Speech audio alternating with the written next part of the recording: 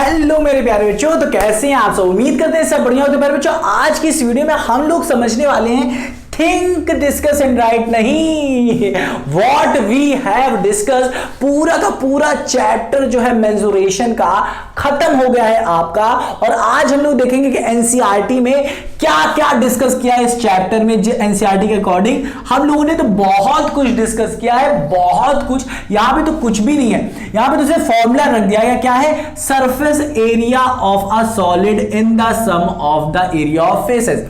क्या कह रहा है कि जो सरफेस एरिया होता है किसी भी सॉलिड, कोई भी सॉलिड अपने को दे दे, सॉलिड कोई भी सॉलिड दे दे, अगर उसका सरफेस एरिया पूछ रहा है तो वो क्या होता है? Sum of the area of its faces. Sum of the area of its faces मतलब उसके जितने भी फेस होंगे, चाहे कर्व्ड फेस हो, चाहे सर्कुलर फेस हो, किसी भी तरह रेक्टेंगुलर फेस हो, ठीक है, या स्क्वायर फेस हो, कितने भी किसी भी तरीके के फेस हो, आप क्या करना है, बस जितने भी फेस है उनकी एरिया को क्या कर देना, हर एक एरिया को ऐड कर देना। ऐड करना मतलब सम करना, सम करना। जैसे कि अगर क्यूब होता है तो क्यूब में कितने फेस होते हैं? 6। क्यूबॉइड में कितने होते हैं? 6। भले ही शेप अलग अलग होते हैं, क्यूबॉइड में रेक्टेंगुलर शेप होता है, क्यूब में हमारे स्क्वायर शेप्स होते हैं। तो होते तो 6 ही हैं, तो सबके हम लोग क्या कर देते हैं? ऐड कर देते हैं। इसी वजह से क्यूब का जो सरफेस एरिया आता है वो क्या आता है? 6a², क्योंकि उसमें क्या होता है? लेंथ वेंथ सब कुछ सेम रहती है, लेंथ ब्रेथ हाइट। बट जब हम लोग क्यूबॉइड की बात करते हैं तो उसमें आता है 2lb bh lb plus bh plus hl आता है। हाँ कि ना? समझ में आया क्या? समझ में आया क्या? समझ में आया कि नहीं आया ना? कोई बात नहीं, अगर नहीं आया तो सॉलिड शेप की एक वीडियो बनी है, उसको आप देख सकते हो, वहां पे अच्छे से बताया। तो यहां पे देखते हैं जो जो हमें यहां पे डिस्कस किया गया है। तो यहां पे देख सकते हो ये क्यूब है, क्यूब है जिसकी लेंथ ब्रेथ, मतलब जिसकी लेंथ ब्रेथ और हाइट सब सेम है। यहां पे देख सकते हो क्यूबॉइड है, ये क्या है? क्यूबॉइड है जिसकी लेंथ अलग है, ब्रेथ अलग है, हाइट अलग है। यहां सिलेंडर देखो, इसकी रेडियस जो होती है वो ये होती है, डायामीटर पूरा ये होता है, डायामीटर ये पूरा होता है, ये हाइट है, ये रेडियस है। हाँ कि ना? समझ में आया क्या? समझ में आया क्या? समझ में आया क्या? उम्मीद करता हूं प्यारे बच्चों आ गया होगा। अब देखो surface area of a cuboid, cuboid ये है हमारा, ये है क्यूबॉइड। इसकी सरफेस एरिया की बात किया है तो ये फॉर्मूला कैसे आया हम लोगों ने डिस्कस किया था, 2 × LB plus BH plus LH। क्या करोगे? LB BH को रखोगे, BH LH को यहां पर रखोगे, HL को रखोगे। तो यहां पे अगर जैसे L होता 3, L होता मान लेते हैं 10, और ये B होता हमारा 8 और H होता हमारा 6 मान लेते हैं। तो यहाँ पे L को रखते हैं 10, B को रखते हैं हम 8, H को रखते हैं हम लोग क्या? H को रखते हैं 6, और B को रखते हैं हम लोग 8, फिर H को रखते हैं 6 और L को रखते हैं 10। सबको रख देते हो, सबको मल्टीप्लाई करने के बाद ऐड कर देते हो और 2 से मल्टीप्लाई कर देते, आंसर आ जाता। ऐसा क्यों कर रहे हैं? ये तो फॉर्मूला यहां पे लिखा है, समझना है क्यों कर रहे हैं तो सॉलिड शेप की वीडियो देख लेना, ठीक है, समझ में आ जाएगा। अब क्यूब देखो, क्यूब 6l², ये फॉर्मूले हैं, ये तीनों के तीनों यहां पे जो है ये फॉर्मूला है, डायरेक्टली फॉर्मूला यहां पे लिखा हुआ है, ठीक। यही चीजें हम लोगों ने पढ़ी थी। अब सिलेंडर का फॉर्मूला क्या होता है? ये सब फॉर्मूले किसके लिए हैं? सरफेस एरिया निकालने के लिए। सरफेस एरिया, यहां पे देखो लैटरल सरफेस एरिया नहीं दी, हालांकि लैटरल सरफेस एरिया क्या होती है? LSA। लैटरल सरफेस एरिया किसकी? सिलेंडर की लैटरल सरफेस एरिया क्या होती है? वो होती है 2πRh होती है। क्या होती है? 2πRh। तो यहां पे ये चीज नहीं दी, हम लोग ने बहुत कुछ पढ़ा। क्यूब की लैटरल सरफेस एरिया क्या होती है? ये कोई बताएगा क्या होती है? 4a² या 4l² भी कर सकते हो। L और a यहां पे क्या है? साइड है। अब क्यूबॉइड की लैटरल सरफेस एरिया क्या होती है? लैटरल सरफेस एरिया क्या होती है? और ये जो हम लोग ये सिलेंडर की लैटरल सरफेस एरिया कह रहे हैं, इसे कर्व्ड सरफेस एरिया भी कहते हैं, ठीक है ना। अब बताओ क्यूबॉइड की लैटरल सरफेस एरिया क्या होती है? क्यूबॉइड की लैटरल सरफेस एरिया क्या होती है? इसमें फंस जाओगे आप, 100% फंस जाओगे। तो यहां पे क्या करा करो, कहा करो कि H और H क्या होता है? सेम रहता है। हाइट क्या रहती है? सेम रहती है, दोनों में हाइट सेम रहती है। हाइट को बाहर लिखो और अंदर लिख दो L प्लस B लिख दो, बस L प्लस B लिख दो। और फिर क्या करो? 2 से मल्टीप्लाई कर दो इसको यहां पे। ऐसा क्यों कर रहे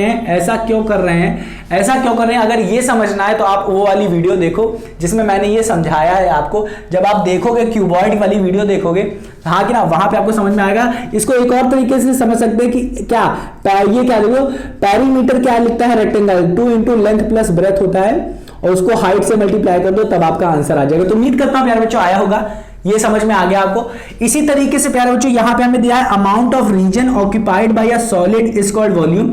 वॉल्यूम की डेफिनेशन दी गई है कि जितना एरिया ऑक्यूपाई करता है, नहीं एरिया नहीं, रीजन, जितना रीजन ऑक्यूपाई करता है कोई ऑब्जेक्ट, जितना रीजन ऑक्यूपाई करता है बाय अ सॉलिड, कोई सॉलिड होगा, कोई सॉलिड कितना, जितना रीजन ऑक्यूपाई करता है, एकदम जैसे मैं खड़ा हूं तो मैं भी क्या कर रहा हूं, कुछ रीजन ऑक्यूपाई कर रहा हूं, तो मेरा भी कोई वॉल्यूम होगा, ठीक है ना। तो जितना रीजन आप ऑक्यूपाई करेंगे उतना क्या होगा, वॉल्यूम होगा।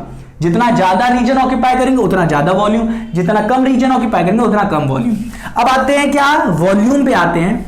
तो वॉल्यूम बात कहते हैं क्यूबॉइड की जो वॉल्यूम होती है वो length into breadth into height होती है।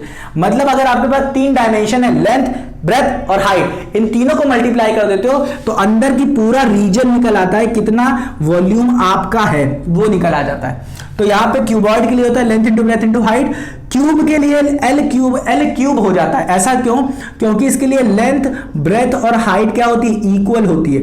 इसीलिए जब हम लोग लिखते हैं length into breadth into height लिखते हैं, इसमें ध्यान सुनो, length into breadth into height लिखते हैं तो यहां पे एल तो सेम रहता है, ब्रेथ भी एल हो जाता है और हाइट भी एल हो जाता है, इसीलिए से एल क्यूब लिख देते हैं, ठीक है ना, L into L into L, L cube. अब देखो सिलेंडर का होता है पाई आर स्क्वायर एच। ये सब क्यों आ रहे हैं अगर समझना है तो आप सॉलिड शेप देखो, और साथ ही साथ जब मैंने वॉल्यूम ऑफ क्यूब, क्यूबॉइड और सिलेंडर पढ़ाया था वो देख लोगे तो एकदम समझ में आ जाएगा ऐसा क्यों आ रहा है इन सबका वॉल्यूम। अब ये चीज बहुत जरूरी है, ये चीज फिक्स है कि 1 सेंटीमीटर क्यूब, मतलब एक क्यूब होगा, इसकी लेंथ क्या होगी, लेंथ होगी 1 सेंटीमीटर, ब्रेथ होगी हमारी 1 सेंटीमीटर, हाँ कि ना, और हाइट भी हमारी 1 सेंटीमीटर होगी। तो इस क्यूब के अंदर कितने लीटर, कितने लीटर कहना है, कितने, हाँ लीटर, कितना मिलीलीटर, मिलीलीटर एक छोटा फॉर्म होता है, यूनिट होती है लीटर की, छोटी, बहुत छोटी होती है।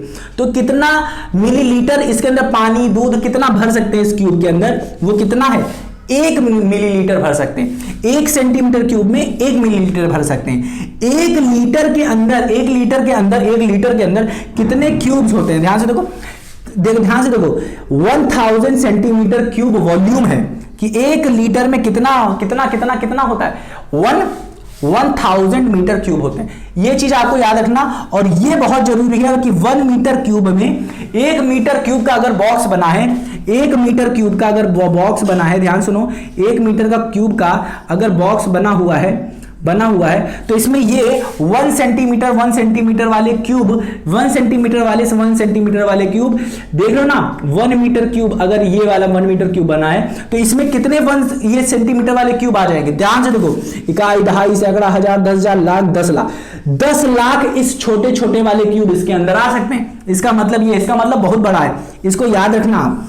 और साथ ही साथ कह रहा है कि इस 1 मीटर क्यूब के अंदर कितने लीटर पानी इसके अंदर आ सकता है, वो बता रहा है क्या, 1000 लीटर पानी आ सकता है 1 मीटर क्यूब में, 1000 लीटर, क्या 1000 लीटर पानी आ सकता है। इसका यूज होता है जब क्यूब में पानी भरना रहता है या मिल्क भरना रहता है, तो वहां पे हम लोग इसका यूज करते हैं, कैपेसिटी और वॉल्यूम का जब कंपैरिजन होता है तब। तो उम्मीद करता हूं प्यारे बच्चों ये सारी चीजें आपको समझ में आएगी। व्हाट वी हैव डिस्कस में बहुत सरल था, कुछ नहीं था, पुद्दू सा था। तो उम्मीद करता हूं प्यारे बच्चों आपको समझ में आया होगा। सारा का सारा पूरा चैप्टर खत्म हो चुका है, हर एक चीज पढ़ चुके हैं। मेंसुरेशन में कोई भी दिक्कत हुई होगी तो आप मुझे बताना। सारा का सारा, चाहे थिंक एंड डिस्कस हो, पेज बाय पेज एक्सप्लेनेशन हो, या फिर ट्राई दीज हो, ठीक है, और डू दिस हो, एग्जाम्पल हो, एक्सरसाइज हो, सब चीजें हम लोग कर चुके हैं, डायग्राम हो, हर एक चीज कर चुके हैं। तो कहीं पे भी दिक्कत हो बताना, बताएंगे आपको क्या पढ़ना है क्या नहीं। तो मेरे नन्हे मेरे प्यारे बच्चों, मिलते हैं अपनी अगली वीडियो में। आप हमें कमेंट सेक्शन में बताइएगा कि आपको एक्सप्लेनेशन कैसा लगा, मैं पढ़ूंगा और आपको रिप्लाई भी जरूर दूंगा। तो प्यारे बच्चों मिलते हैं अपनी अगली वीडियो, तब तक अपना ख्याल रखना और रिवीजन करना मत भूलना, ठीक है, खेलो कूदो मजे करो। मिलते हैं अपनी अगली वीडियो में, अपना ध्यान रखना।